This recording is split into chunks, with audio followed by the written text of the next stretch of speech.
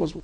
الحاجه الثانيه موضوع الموظفين. يعني دلوقتي احنا عندنا 14 مستشار في المحافظه، منهم 5 من الاخوان. عندنا 33 مدير عام و6 مدير عام ووكيل وزاره وفيما فوق، ادي 39 منهم 1 من الاخوان قائم باعمال مدير وكيل وزاره. ماشي. عندنا رؤساء الاحياء ورؤساء المدن 11 منهم 1 من الاخوان اسامه الحسيني. طبعا يقول لك ده فلان ده فلان ده فلان ده ناقص، يقول لك جرجس استفانوس كمان ده من الاخوان، اي حاجه كل حد بقى من الاخوان. ماشي. هذا انا بقول لك 1.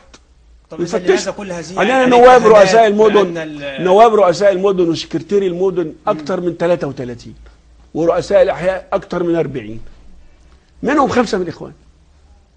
ايه الاخوانه بقى دي بقى ولا بعين كمان؟ طب اذا لماذا كل هذه الاتهامات بان